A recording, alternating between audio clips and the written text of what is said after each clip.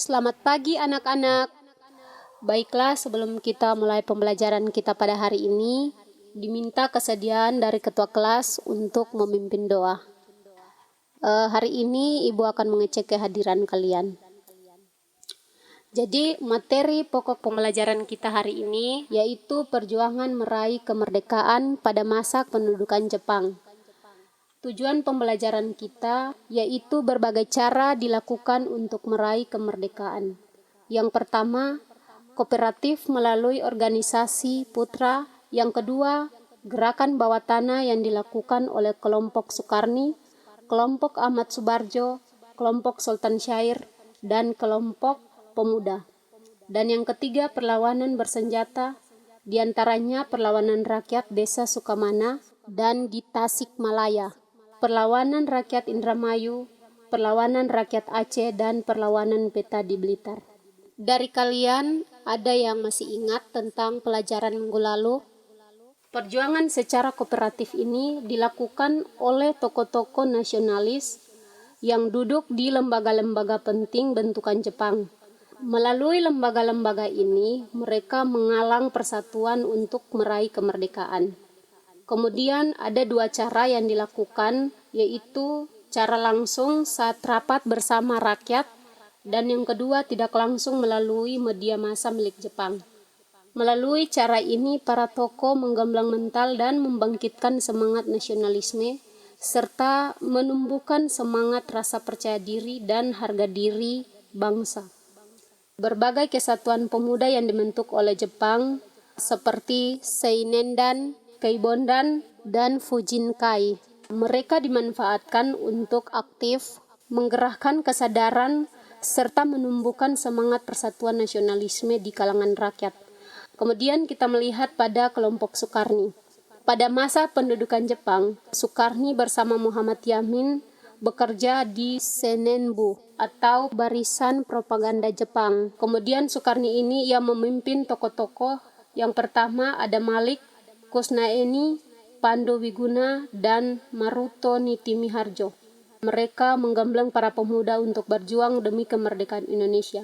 Kemudian mereka menyebarluaskan cita-cita kemerdekaan, menghimpun orang-orang yang berjiwa revolusioner, mengungkapkan kebohongan-kebohongan yang dilakukan oleh Jepang.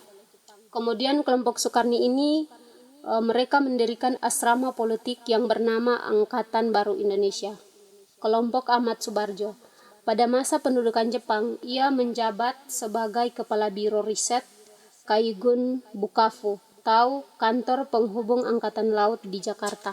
Tugas utama dari Ahmad Subarjo, ia berusaha menghimpun tokoh-tokoh bangsa Indonesia yang bekerja dalam Angkatan Laut Jepang. Kemudian ia mendirikan asrama pemuda yang bernama Asrama Indonesia Merdeka. Kelompok Sultan Syair. Syair membangun jaringan gerakan bawah tanah, antifasis, simpul-simpul jaringan gerakan bawah tanah. Kemudian kelompok Syair adalah kader-kader PNI baru yang tetap meneruskan pergerakan serta kader-kader muda, yaitu mahasiswa progresif.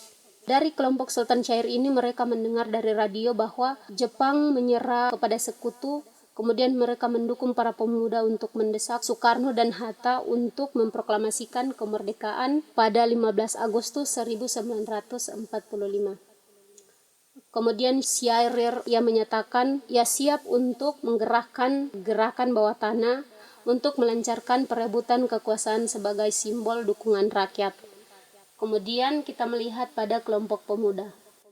Kelompok pemuda yang aktif berjuang yaitu terhimpun dalam asrama Ika Daigaku atau Sekolah Tinggi Kedokteran. Kemudian pemuda yang terhimpun dalam Badan Permusyawaratan Perwakilan Pelajar Indonesia, yaitu Baperpri. Kelompok terpelajar tersebut mempunyai ikatan yang bernama Persatuan Mahasiswa.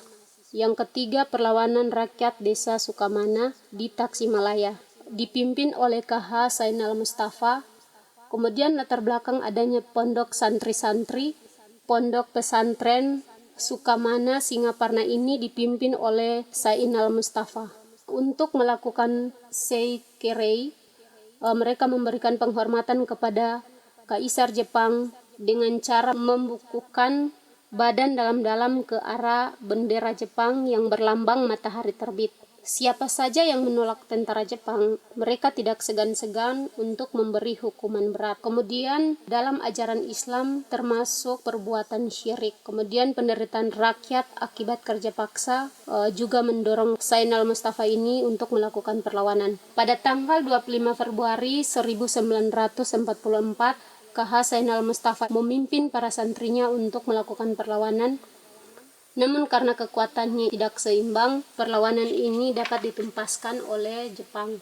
Kemudian banyak pengikut dari KH Zainal Mustafa ini tewas pada tanggal 25 Oktober 1944. Ia bersama pengikutnya tertangkap lalu dijatuhi hukuman mati. Kemudian kita melihat pada perlawanan rakyat Indramayu.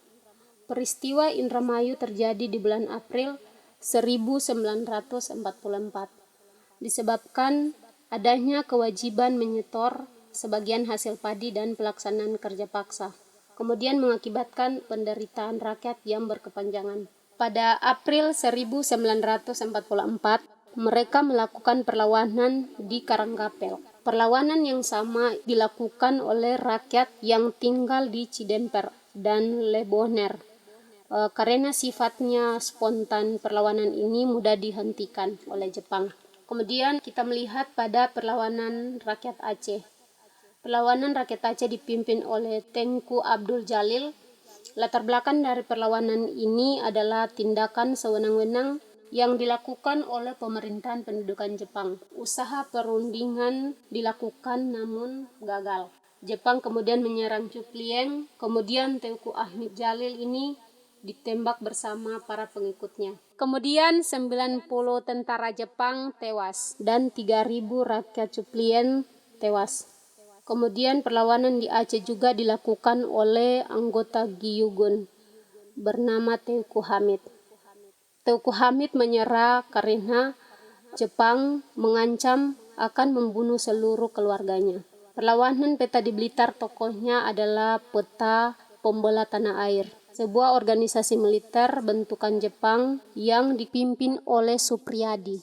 Latar belakang perlawanan ini adalah persoalan pengumpulan padi, Rumusa dan Heihiho yang dilakukan secara paksa di luar batas peri kemanusiaan. Alasan lain para pelatih militer Jepang, mereka bersifat angkuh dan merendahkan prajurit-prajurit Indonesia. Perlawanan Peta berlangsung di kota Blitar dimulai pada 14 Februari 1944. Perlawanan ini termasuk perlawanan terbesar dalam sejarah pemerintahan pendudukan Jepang.